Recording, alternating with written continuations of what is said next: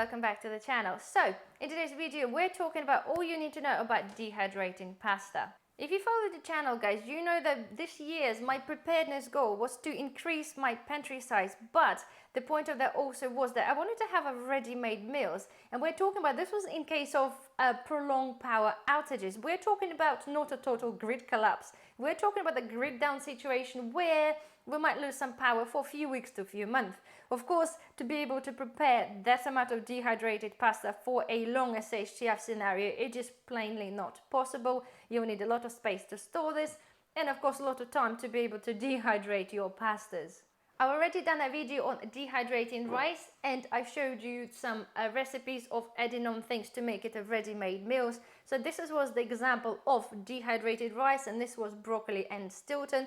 Not to say these guys per se is a ready-made meal per se, because there's no protein in there. However, it is a very good snack and it will cut your cooking time in more than half. So I'll put the link for the video up there somewhere, so if you haven't watched it and you would like to have a look at that video, please have a look. So guys, so in front of me, okay, I have 4 selections of pasta, and those ones already been dehydrated. I have promised you guys before bringing this video, I needed kind of to do the experiment and kind of make my own choices and then put this forward to you so you can make your own choices from the choices that I made, which I think they kind of the better one.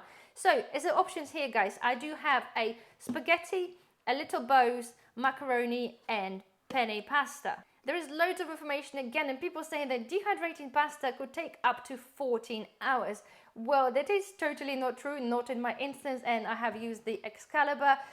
It does on average take, guys, believe this or not, between 4 and 8 hours, and 4 hours being the smaller pasta, which is one of those. And the rest are kind of taken in between similar sort of time. What I found is with the little bows is because of the shape, the middle of the bows that hindered the dehydrating process. So if you're kind of looking for a quicker options, this will be your quicker dehydrating option. However, the other elements you think probably worth to consider before dehydrating or making a choice which pasta you would like to dehydrate. First of all, the main thing I think we're talking about if you guys preparing those as a ready-made meals and you just want to be able to use the glass jars, if you have a lot of them, they're a great idea and you don't have to worry about the sharpness of the pasta when it's dry. However, if we're talking about putting stuff in Mylar bags, as we know, they are really prone to being pierced by a sharp object. That means we'll deem them pretty much useless for long-term storage. However, guys, if we're looking and taking in comparison for those pastas, unfortunately, the spaghetti is actually one of the worst. They're super sharp. It almost feels sharper than when they are before they cooked, because they are in the random shapes rather than flat. So they're really not really a good pasta for keeping in the Mylar bags.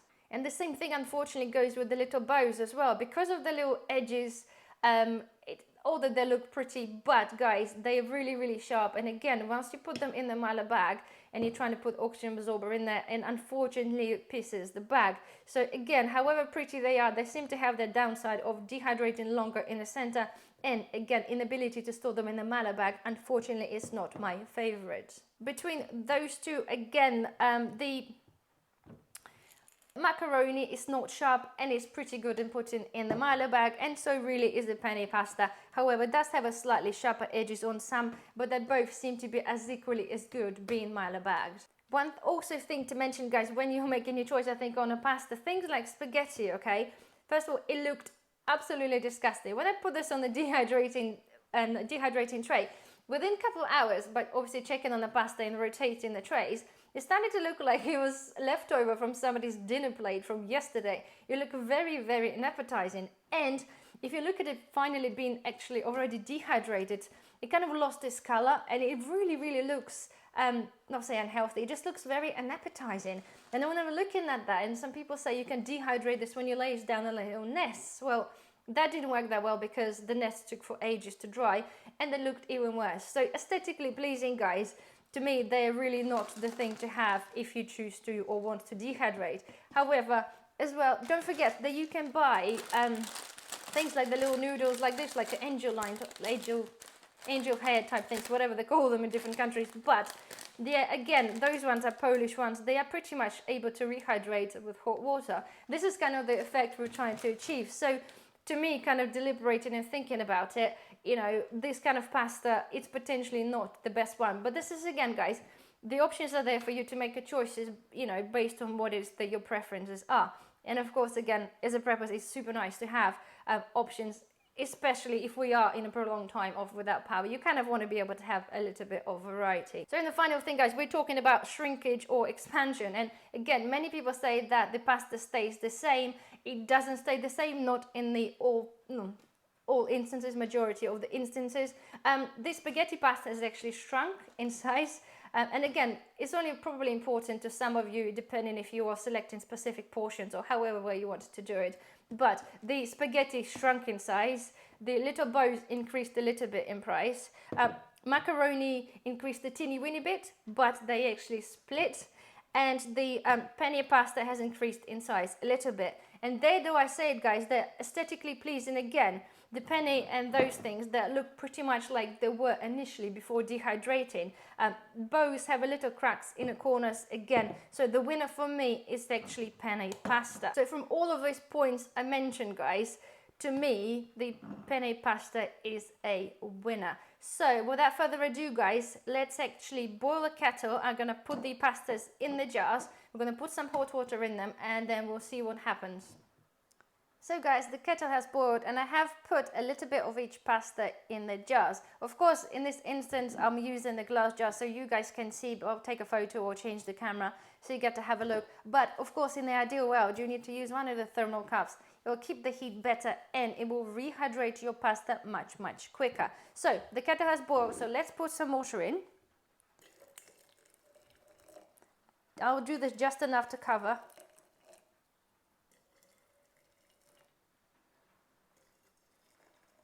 Okay, I'm going to quickly put the lids on.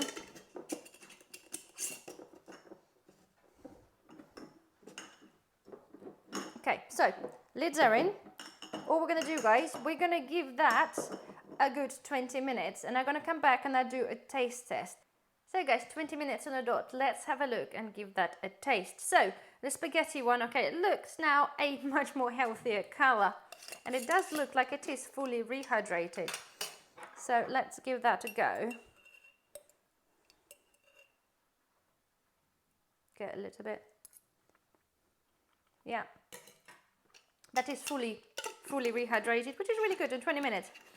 And it is still warm. Not like hot, you know, but it is pleasantly warm to be able to eat. And, but even better in one of those. Right, let's go for the little bow. I don't know what I'm smelling and they all smell the same.